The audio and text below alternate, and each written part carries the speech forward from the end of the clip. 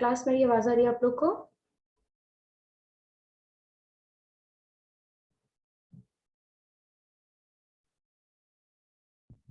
जी ma'am, आवाज आ रही है।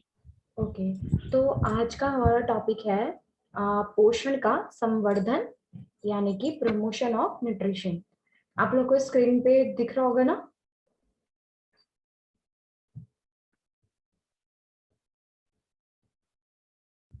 आपको दिखाई दे रहा है मैम। दिख रहा है ना बच्चों? जी। ओके, तो पढ़ाना स्टार्ट करती हूँ मैं। आहार आयोजन और परिवार के लिए विशेष आहार, जिसे क्या बोलेंगे, planning diet and special diet for a family. ठीक है, मतलब इसका क्या हुआ, एक फैमिली के लिए क्या स्पेशल डाइट चाहिए होती है। डाइट को प्लान कैसे करना होता है, मतलब डाइट को प्लान करना कि पूरा हमें सुबह से लेके रात तक नाश्ते में और दोपहर के खाने में, रात के खाने में हमें अपने क्या क्या न्यूट्रिएंट्स इंक्लूड करके हमें अपनी डाइट प्लान करनी है और अपनी फैमिली के लिए कोई स्पेशल डाइट तैयार करनी है। ठीक है, तो उसी में ही आप सेकंड पढ़ोगे, भोजन पकाने के बहुत से उद्देश्य हैं जो इस प्रकार हैं, मतलब कि भोजन क्यों पकाया जाना चाहिए। ठीक है, इसमें देखो क्या है, इससे भोजन नर्म हो जाता है जिससे उसे चबाने में आसानी होती है और वह जल्दी पच जाता है। ठीक है, इसका मतलब क्या हुआ कि खाना क्यों पकाया जाता है कि जिससे वो सॉफ्ट हो जाए, नरम हो जाए, इजीली, मतलब कि उसे आप इजीली क्या कर सको, कंज्यूम कर सको, खा सको उसको इजीली। ठीक है, और क्या है, और वह जल्दी पच जाता है। अगर आप उसको थोड़ा सॉफ्ट कर लोगे तो वो इजीली क्या होगा, डाइजेस्टेबल होगा। ठीक है, और फिर नेक्स्ट क्या है, नेक्स्ट है विभिन्न तापमानों पर भोजन को पकाने से उसमें मौजूद सूक्ष्म जीव नष्ट हो जाते हैं।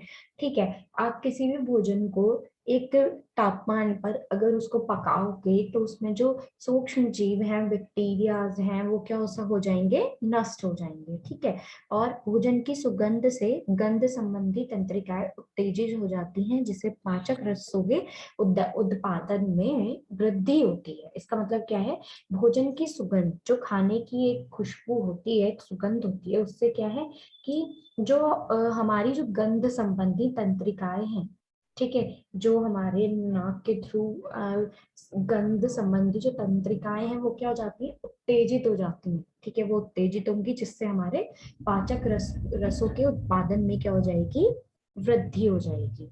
ठीक है, नेक्स्ट क्या है, भोजन ना तो जरूरत से अधिक समय तक पकाना चाहिए क्योंकि इससे जरूरी पोषक तत्व नष्ट हो जाते हैं। सही बात है, अगर भोजन को आप ज्यादा लंबे समय तक पकाओगे तो उसमें जो जरूरी पोषक तत्व है वो क्या हो जाएंगे, नष्ट हो जाएंगे। और ना ही कच्चा रखना चाहिए जिससे सूक्ष्म जीव नष्ट नहीं होते। यहाँ पे है कि नाव से ज्यादा देर तक पकाना चाहिए, नाव से कम पकाना चाहिए। ठीक है, फिर क्या है, जलवायु की अवस्था के अनुसार ही भोजन पकाना चाहिए तथा मिर्च मसाले आदि जरूरत के अनुसार ही डालने चाहिए। ये नहीं है कि आप बहुत ज्यादा स्पाइसी फूड खा रहे हो और आपका जो लीवर है वो बहुत ज्यादा वीक है, तो अपने बॉडी के अकॉर्डिंगली आपको क्या करना है, स्पाइसेस यानी कि मिर्च मसाले वगैरह क्या करने हैं, यूज करने हैं। ठीक है, सिक्स पॉइंट देखिए, भोजन पकाने में विविधता होनी चाहिए। खाना पकाने की एक ही विधि से कोई पोषक भोजन व्यर्थ भी जा सकता है। ठीक है, पौष्टिक भोजन व्यर्थ भी जा सकता है। विविधता मतलब भोजन पकाने में विविधता का मतलब क्या है कि ये नहीं है कि आप हर एक चीज एक ही प्रकार से बनाए जा रहे हैं, उसको आप थोड़ा थोड़ा डिफरेंट डिफरेंट प्रकार से भी बनाया जा सकता है। खाना पकाने की एक ही विधि से कई पौष्टिक भोजन व्यर्थ भी जा सकता है। मतलब कि क्या है कि आप एक ही तरह से हर एक खाना आप एक ही तरीके से बनाए जा रहे हो तो उसमें जो मौजूद पौष्टिक तत्व है वो क्या हो सकता है, इससे नष्ट हो सकते हैं। ठीक है, फिर क्या है, सेवंथ पॉइंट है, भोजन में ज्यादा मिर्च मसाले डालने से कई प्रकार की सामान्य समस्याएं पैदा हो सकती हैं। ज्यादा आप मिर्च मसाले, ज्यादा आप स्पाइसेस यूज कर रहे हो उसमें, तो उसमें क्या होगा, जैसे नमक और लाल मिर्च से अधिक प्रयोग में उच्च रक्तदाब और बवासीर रोग हो सकता है। मतलब आपने अपने जो भोजन है उसमें बहुत ज्यादा आप नमक और लाल मिर्च का यूज कर रहे हो। ठीक है, ज्यादा नमक खाने से तो हाई ब्लड प्रेशर की प्रॉब्लम होती है, तो इसे हम क्या बोलते हैं, उच्च रक्तदाब बोलेंगे, और बवासीर रोग हो सकता है। ठीक है, बवासीर क्या होता है, हेमरॉइड्स। ठीक है, फिर क्या है 8th, भोजन हमेशा साफ सुथरे स्थान पर पकाना चाहिए। हमेशा हमें किचन में जहाँ पे हम या तो खाना बनाते हैं वहां पे हमें क्लीनलीनेस रखनी चाहिए। भोजन का प्रबंध और भंडारण भी स्वच्छ स्थान पर होना चाहिए। खाना पकाने का स्थान सैनिटरी एरिया से पर्याप्त दूरी पर होना चाहिए। ठीक है, मतलब आप जहाँ पे बना रहे हैं, जहाँ पे आप भोजन को खा रहे हैं, या फिर आप जहाँ पे अपना अनाज का भंडारण करके रख रहे हैं, वो एरिया क्या होना चाहिए, स्वच्छ होना चाहिए। खाना पकाने का स्थान सैनिटरी एरिया से पर्याप्त दूरी पर होना चाहिए। सैनिटरी एरिया क्या होता है, वॉशरूम वगैरह से क्या होना चाहिए, काफी दूर होना चाहिए। ठीक है बच्चों, क्लियर? Yes ma'am. नेक्स्ट है कारक। ठीक है, कारक, कारक क्या है यहाँ पे, देखो क्या है, खाना पकाने के दौरान कुछ पोषक तत्व नष्ट हो जाते हैं जो निम्नलिखित कारकों पर निर्भर करते हैं। ठीक है, भोजन पकाने के दौरान क्या होते हैं, हमारे खाने में से कई पोषक तत्व क्या हो सकते हैं, नष्ट हो सकते हैं। ठीक है, जिनके जो कॉजेज हैं कि क्यों वो पोषक तत्व नष्ट हो रहे हैं, उनके जो कॉजेज हैं वो निम्नलिखित कारकों पर निर्भर करते हैं। जैसे भोजन पकाने की अवधि, यानी कि कुकिंग टाइम। भोजन पकाने की अवधि पोषक तत्वों की हानि से प्रत्यक्ष रूप से समानुपाती इसलिए होती है। भोजन को आवश्यकता से अधिक नहीं पकाना चाहिए। देखिए यहाँ पे क्या है, भोजन पकाने की जो अवधि है, ठीक है, यानी कि अगर आप किसी भी भोजन को बहुत ज्यादा टाइम तक उसको पका रहे हैं तो उसके उसमें जो उपस्थित पोषक तत्व हैं वो क्या हो सकते हैं, खत्म हो सकते हैं। ठीक है, फिर देखिए क्या है, सेकंड पॉइंट है, भोजन पकाने के लिए प्रयोग किए गए घोलक की मात्रा, amount to solvent used for the cooking. खाना पकाने के दौरान जरूरत से अधिक पानी का प्रयोग करने से भोजन के पोषक तत्व क्या हो जाते हैं, नष्ट हो जाते हैं। जैसे किसी भोजन वस्तु को उबालकर जब उसका पानी फेंक दिया जाता है तो उसके सभी पोषक तत्व क्या हो जाते हैं, उस उबले हुए पानी के साथ व्यर्थ चले जाते हैं और भोजन स्वादिष्ट भी नहीं बनता। ठीक है, फिर क्या है, भोजन पकाने से पूर्व तैयारी, pre preparation of treatment of food, यानी कि कच्चे भोजन को पहले से काट कर रख देना और बार बार उसे धोने से सभी आवश्यक तत्व पानी में बह जाते हैं। क्लियर हो गया बच्चों, कारक क्लियर है? क्लियर है मैम।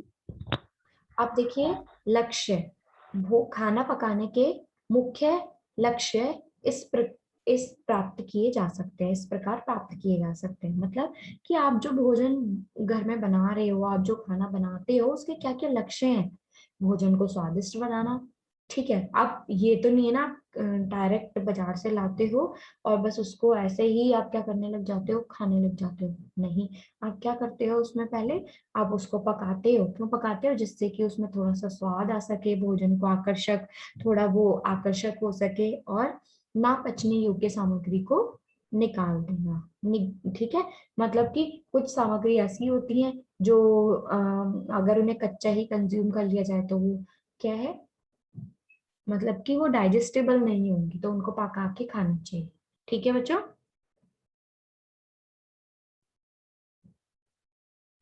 अब देखो इसमें क्या है, फोर्थ पॉइंट है पाचनशीलता में सुधार। ठीक है, पाचनशीलता में सुधार के लिए क्या है, भोजन पकाना चाहिए। फिर क्या है, बैक्टीरिया को नष्ट करना तथा अन्य पोषक अपोषक कारकों को दूर करना। ठीक है, आप खाने को जब पकाओगे तो उससे क्या हो जाएगा, बैक्टीरिया नष्ट हो जाएगा, और अन्य अन्य अपोषक कारक जो कि पोषक तत्व में इंक्लूड नहीं है, अपोषक कारक है, वो क्या है, पकाने से क्या हो जाते हैं, दूर हो जाते हैं। भोजन में सुगंध, स्वाद और पौष्टिकता का मिश्रण करना। और खाना हम क्यों बनाते हैं, ताकि उसमें खुशबू आ सके, उसमें स्वाद आ सके, और उसमें पौष्टिकता और ज्यादा बढ़ सके। ठीक है, क्लियर बच्चों यहाँ तक?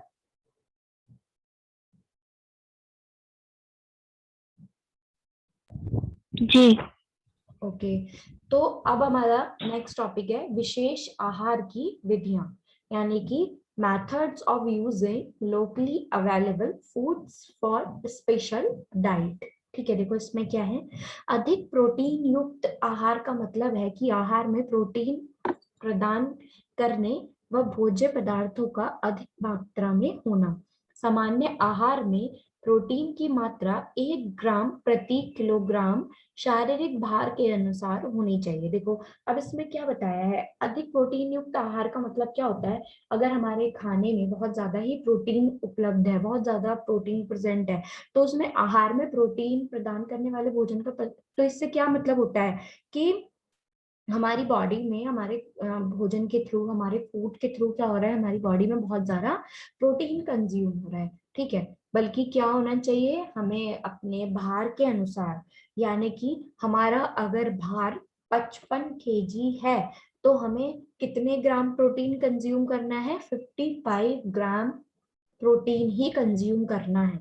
अपने 1 किलो वजन, हमें प्रति 1 किलो वजन के अनुसार 1 ग्राम प्रोटीन कंज्यूम करना चाहिए अपनी बॉडी में। ठीक है, प्रोटीन की मात्रा 2 गुनी या उससे अधिक कुपोषण से पीड़ित रोगियों को देना चाहिए। ठीक है, अगर हाँ कि प्रोटीन की मात्रा किन पेशेंट की किसको ज्यादा देनी चाहिए, जो कि पेशेंट कुपोषित है।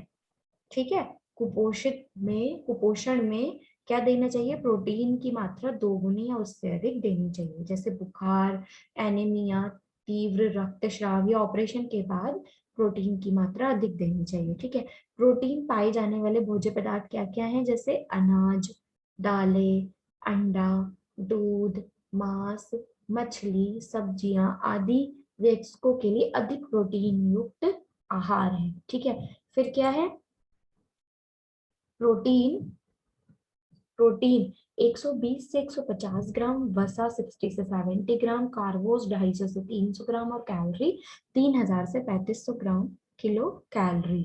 ठीक है, तो ये यहाँ पे क्या बताया है,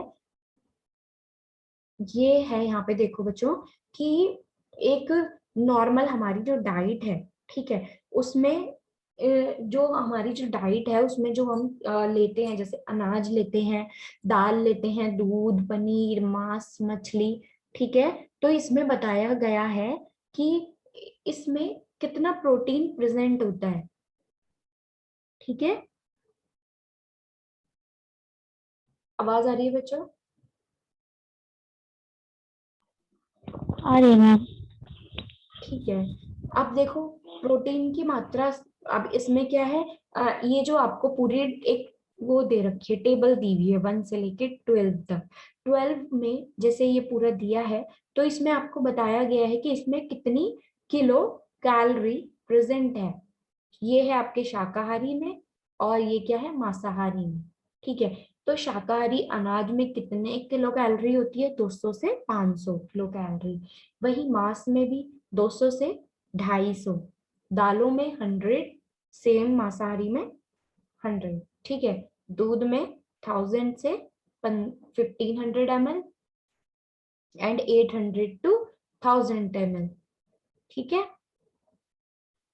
और फिर क्या है देखो, गिरीदार फल। ठीक है, गिरीदार फल में क्या आएगा, 80 से 120, सेम मांसाहारी के लिए भी 80 से 120, वसा एवं तेल 30 से 50 शाकाहारी के लिए, और वही मांसाहारी के लिए भी 30 से 50। फिर शक्कर एवं गुण भी 30 से 50 और मांसाहारी के लिए भी 30 से 50। फिर हरी पत्तेदार सब्जियां में कितना, 50 से 100, सेम 50 से 100 मांसाहारी में।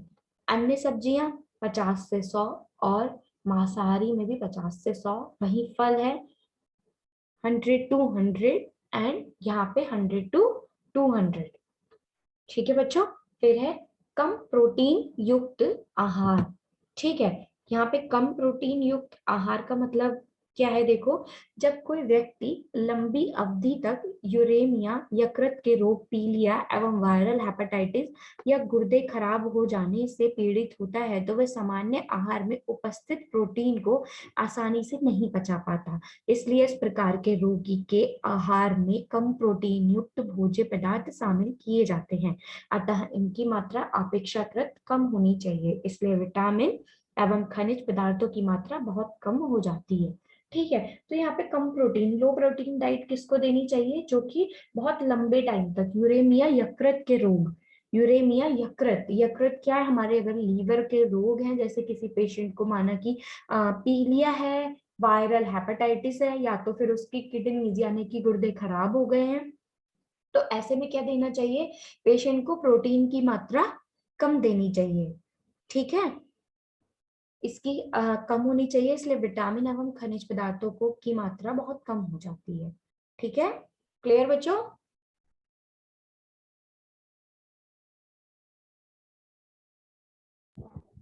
जी मैम। बच्चों में इतना क्लियर हुआ है अभी तक, जितना मैंने अभी 2 पेजेस आपको पढ़ाए हैं, क्लियर है?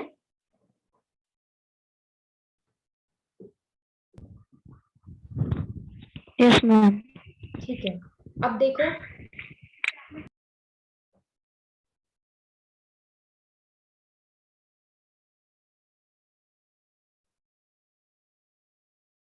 अब देखो क्या है, अधिक ऊर्जा देने वाले आहार, जिसे हम क्या बोलेंगे, हाई कैलोरी डाइट। अधिक ऊर्जा वाले आहार उन रोगियों के लिए उपयुक्त होते हैं जो कुपोषण, कम वजन, क्षय रोग, लंबी अवधि बुखार से ग्रसित होते हैं। ऐसे आहार सीमित अवधि के लिए दिया जाता है। ठीक है, अब देखो इसमें क्या बताया गया है कि हमें हाई कैलोरी डाइट यानी कि अधिक ऊर्जा देने वाले आहार कैसे रोगियों को देने चाहिए, जो कि कुपोषित हैं। ठीक है, उनको क्या है, प्रोटीन एनर्जी माल न्यूट्रिशन PEM से जो ग्रसित हैं, उन्हें क्या देना चाहिए, हाई कैलोरी डाइट देनी चाहिए, या तो फिर जिनका वजन कम है, कम वजन वाले। ठीक है, आगे जो, या तो फिर कुछ जो पेशेंट क्षय रोग से लंबी अवधि तक ग्रसित रहे हो, क्षय रोग क्या होता है, टीबी। ठीक है, ट्यूबरक्लोसिस को क्या बोलते हैं, क्षय रोग, या तो किसी पेशेंट को लंबे समय तक क्या है, टीबी रही है। ठीक है, तो ऐसे पेशेंट को भी हमें क्या देना चाहिए, हाई कैलोरी डाइट देनी चाहिए। ठीक है, अब नीचे है एक टेबल दी हुई है, उसमें क्या लिखा है, अधिक कैलोरी आहार की तालिका। ठीक है, वयस्कों के लिए अधिक कैलोरी युक्त आहार देना। ठीक है, तो वही भोज्य पदार्थ दिए हैं, फिर शाकाहारी में अमाउंट बताया है और किसमें बताया है, मांसाहारी में। ठीक है, ग्राम व्यक्ति पर दिन। ठीक है, ग्राम व्यक्ति पर दिन का मतलब है कि एक दिन में कितने ग्राम, एक व्यक्ति को कितने ग्राम कैलोरीज देनी है, वो यहाँ पे क्या हुई है, बताई गई है। जैसे अनाज है, ठीक है, तो ये कितना देना है हमें, 300 से 400 ग्राम, ठीक है, पर डे देना है। ये शाकाहारी वाले व्यक्ति को देना है, और मांसाहारी व्यक्ति को कितना ही देना है, मांसाहारी व्यक्ति को भी 300 से 400 क्या देना है, ग्राम कैलोरीज पर डे देनी है। ठीक है, फिर क्या है, दालें, दालें कितनी देनी है आपको, 80 टू 100 ग्राम पर डे। ठीक है, वहीं मांसाहारी व्यक्ति को कितनी देनी है, 80 टू 100 ग्राम पर डे। फिर है मांस मछली, शाकाहारी को तो नहीं बट मांसाहारी में 50 ग्राम पर डे। ठीक है, फिर क्या है, वसा एवं तेल 100 ग्राम पर डे, और वही मांसाहारी में भी 100 ग्राम पर डे। ठीक है, दूध कितना देना है, 1000 टू 1500 ml पर डे। यही मांसाहारी में कितना देना है, 800 से 1000 ml पर डे। फिर अंडे कितना देना है मांसाहारी में, जिसमें 30 ग्राम पर डे। फल कितने देने हैं, 100 से 150 ग्राम पर डे। वहीं मांसाहारी में भी कितना देना है, 100 से 150 ग्राम पर डे। ठीक है, फिर हरी सब्जियां 100 ग्राम पर डे, मांसाहारी में भी 100 ग्राम पर डे। फिर शक्कर एवं गुड़, शाकाहारी में भी 100 ग्राम पर डे और मांसाहारी में भी 100 ग्राम पर डे। फिर मेवे, सूखे मेवे, ड्राई फ्रूट्स कितना देना है शाकाहारी में, 100 टू 150 ग्राम पर डे। वही मांसाहारी में कितना देना है, 100 to 150 gram per day.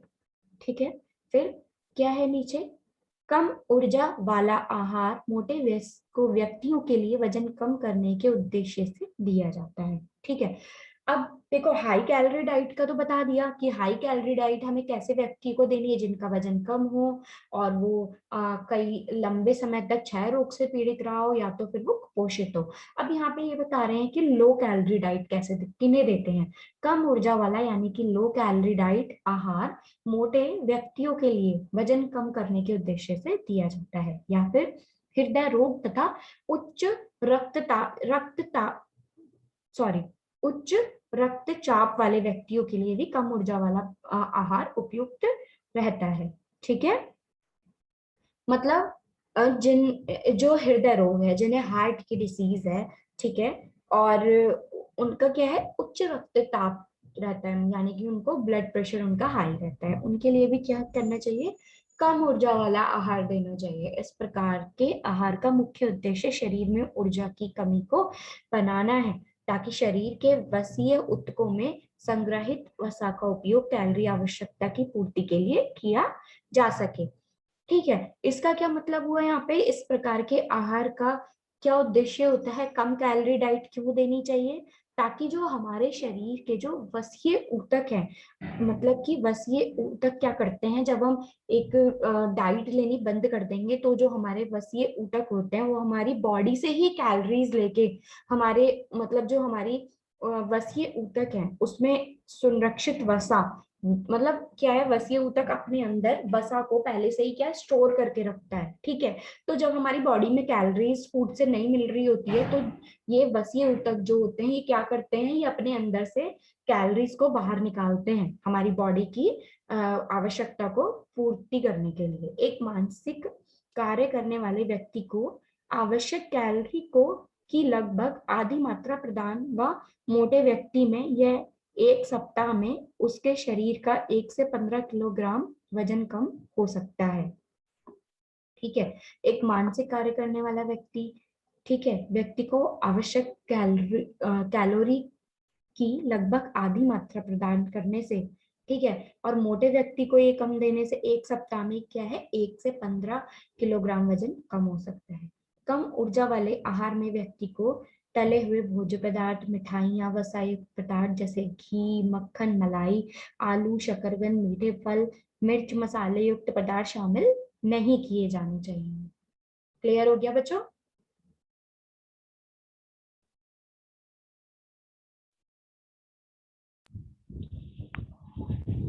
Ji ma'am.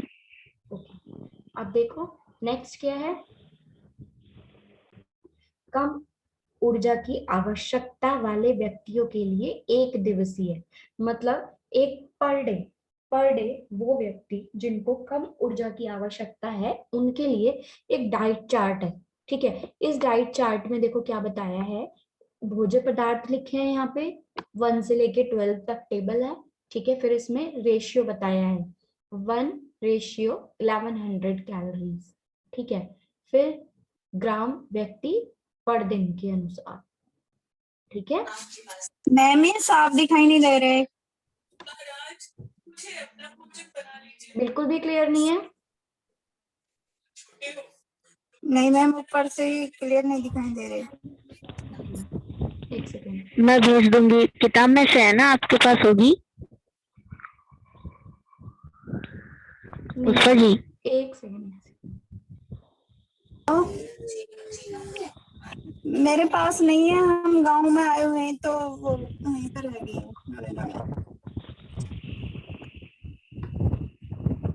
मुझे। ओके, थोड़ा क्लियर हुआ बच्चों? जी मैम। हाँ ठीक है, देखो भोज्य पदार्थ क्या है, अनाज, दालें, वसा सहित दूध, और आगे क्या है, ये बीज, आगे मांस, मछली, अंडा, हरी पत्ती वाली सब्जियां, अन्य सब्जियां, जड़ एवं कंद, फल, तेल एवं घी और शक्कर, ये बताया गया है। ठीक है, आहार यहाँ पे क्या है, ऊपर देखो आहार 1 से 1100 कैलोरीज। ठीक है, और शाकाहारी मांसाहारी आहार सेकंड, मतलब देखो इसमें क्या बताया है, जिन व्यक्तियों को 1 से लेके मतलब 1100 कैलोरीज की जरूरत है उन्हें कितने ग्राम भोजन ये लेना चाहिए। ठीक है, फिर जिन व्यक्तियों को 1300 कैलोरीज पर डे की आवश्यकता है तो उनके लिए पूरा ये चार्ट बताया है इन्होंने। फिर क्या है, जिन व्यक्तियों को 1500 कैलोरीज की पूरे दिन में नीड है, जरूरत है, तो उनके लिए ये पूरा चार्ट बताया है। ठीक है, तो इसमें देखो क्या है, जो शाकाहारी व्यक्ति हैं और जो मांसाहारी व्यक्ति हैं जिनको 1100 कैलोरीज की जरूरत है, तो उन्हें कितना अनाज लेना है पर डे में, 80 ग्राम पर डे। वही दालें कितनी लेनी है, 60 से 60 ग्राम पर डे शाकाहारी में, और मांसाहारी में 40 ग्राम पर डे। वहीं वसा सहित दूध, ठीक है, ये कितना लेना है, 1 लीटर पर डे। और सॉरी, ये वसा रहित दूध है, सहित दूध नहीं है, वसा रहित दूध।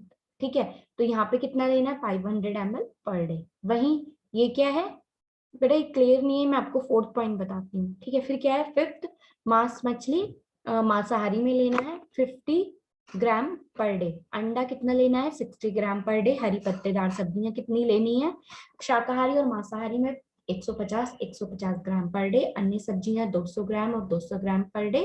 और जड़ एवं कंद, जड़ एवं कंद है जो जड़ वाली सब्जियां होती हैं, उन्हें क्या बोलते हैं, उन्हें वो कितना लेना है, 100 ग्राम पर डे। फिर फल कितने लेने हैं, 50 ग्राम पर डे। देन तेल एवं घी कितना लेना है, 15 ग्राम पर डे। ठीक है, फिर शक्कर कितनी लेनी है, 15 ग्राम पर डे। ठीक है, वहीं वे व्यक्ति जिन्हें पूरे दिन में 1300 कैलोरीज की जरूरत है, 1300 कैलोरीज की जरूरत है, उनको कितना अनाज ग्रहण करना है, 100 शाकाहारी में और मांसाहारी में ग्राम पर डे। वहीं दालें 70 ग्राम पर डे, 70 ग्राम पर डे किसमें लेना है, शाकाहारी में, और मांसाहारी में कितना लेना है, 50 ग्राम पर डे। पर वसा रहित दूध कितना लेना है इनको, 1000 ml पर डे, वही 500 ml पर डे। ठीक है, फिर मांस मछली कितनी लेनी है, 60 ग्राम पर डे। अंडा 80 ग्राम पर डे। हरी पत्ते वाली सब्जियां 150 ग्राम पर डे। अन्य सब्जियां 200 ग्राम पर डे। जड़ एवं कंद 100 ग्राम पर डे। फल 50 ग्राम पर डे। तेल एवं घी 20 ग्राम पर डे। एंड शक्कर 20 ग्राम पर डे। ठीक है, वही वे व्यक्ति जिन्हें 1500 कैलोरीज की जरूरत है पर डे, उनको कितना अनाज लेना है, 130 ग्राम पर डे।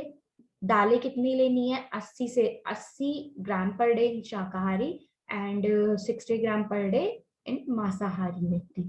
वसा रहित दूध कितना लेना है, 1000 ml पर डे इन शाकाहारी व्यक्ति, और 500 ml पर डे मांसाहारी व्यक्ति में। वो फिर क्या है, बीज 50 ग्राम पर डे। फिर मांस मछली 70 ग्राम पर डे। फिर अंडा 100 ग्राम पर डे।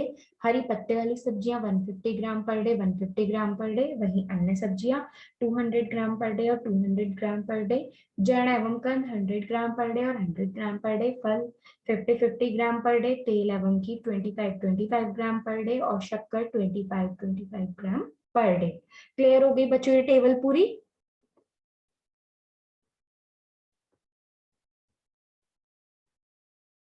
टेबल क्लियर है।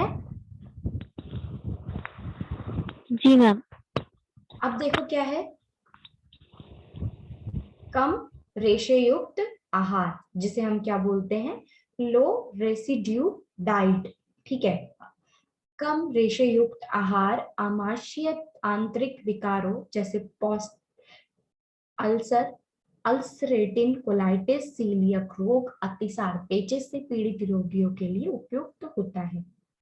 ठीक है, फिर ऐसे आहार रेशे युक्त पदार्थों से युक्त या कम रेशे युक्त होता है। ठीक है, फिर इसमें क्या है, कम रेशे युक्त आहार में चोकर युक्त आहार, अनानास, नारंगी का रस, गरिष्ठ पकवान, तली चीजें, अंडा, मांस, रेशेदार सब्जियां लेना मना होता है। ठीक है, कम रेशे युक्त आहार की तालिका देखो यहाँ पे क्या बनाई गई है, वही ये पूरा एक चार्ट है जिसमें 1 से लेकर 12 में क्या बताया गया है।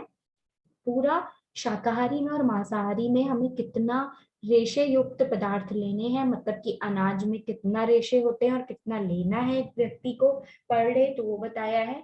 तो यहाँ पे क्या है, अनाज एवं अनाज के पदार्थ 350 ग्राम पर डे लेना है शाकाहारी में, और वहीं 350 ही लेना है मांसाहारी में। दालें कितनी लेनी है? 20 ग्राम पर डे, और शाकाहारी मांसाहारी में भी 20 ग्राम पर डे। मांस मछली कितनी लेनी है? 40 ग्राम पर डे। अंडे कितने लेने हैं?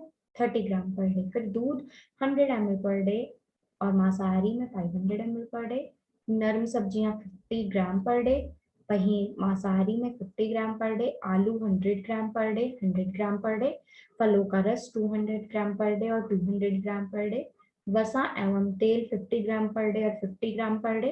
शक्कर एवं गुड़ 50 ग्राम पर डे, 50 ग्राम पर डे। और गूदेदार फल 100 ग्राम पर डे, 100 ग्राम पर डे। और हरी पत्ती वाली सब्जियां वही 50 ग्राम पर डे और 50 ग्राम पर डे। बच्चों क्लियर?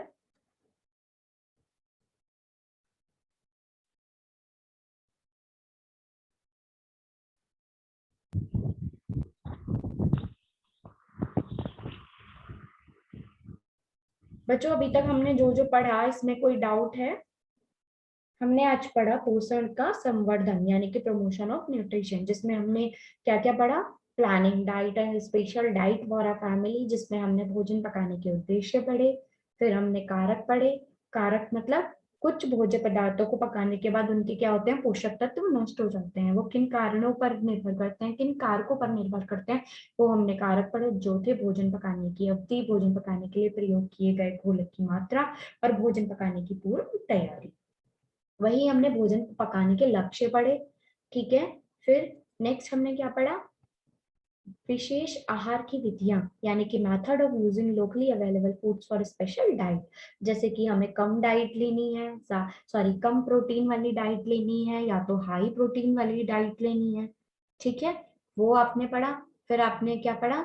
आगे आपने पढ़ा कि अधिक ऊर्जा देने वाले आहार, जिसमें आपको हाई कैलोरी डाइट इंक्लूड करनी है कि लो का कैलोरी डाइट इंक्लूड करनी है। आपने पढ़ा हाई कैलोरी डाइट में हम हाई कैलोरी डाइट हम किन के लिए रिकमेंड करते हैं? जो कि व्यक्ति कुपोषित होते हैं, जिनका वजन कम होता है, या तो फिर वो किसी टीबी ट्यूबरक्लोसिस यानी कि क्षय रोग से लंबी अवधि तक बुखार से ग्रसित रहे हो उनके लिए। और कम ऊर्जा देने वाले आहार यानी कि लो कैलोरी डाइट हम उन व्यक्तियों को देते हैं जो बहुत ज्यादा मोटे होते हैं। ठीक है, या तो फिर सिर्फ उन्हें बैठने का काम है, वो चल फिरते नहीं है, उन्हें हमें क्या करना चाहिए? कम कैलोरी डाइट देनी चाहिए। ठीक है, तो आपने ये पढ़ा। फिर आपने क्या पढ़ा? कम रेशे युक्त आहार यानी कि लो रेसिड्यू डाइट। ठीक है बच्चों, क्लियर हुआ इतना?